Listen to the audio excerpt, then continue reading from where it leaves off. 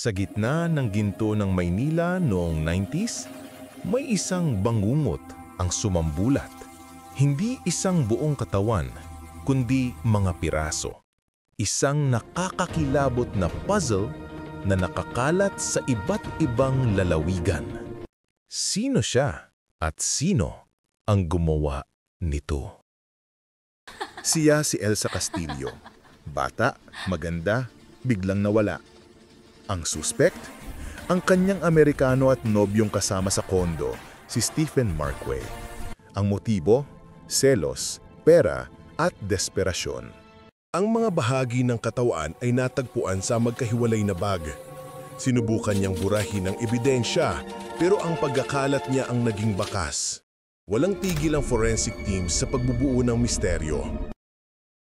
Tumakas si Markway, akalang ligtas na. Pero hindi nakalimutan ng batas at ng galit ng publiko ang Chop Chop Lady. Matapos ang maraming taon, nahuli siya at dinala pabalik. Ang kwento ni Elsa ay paalala. Kaano man kasalimutang krimen, ang katotohanan ay lilitaw pa rin. At ang bangis na ito ay mananatiling pilat sa alaala ng ating bansa.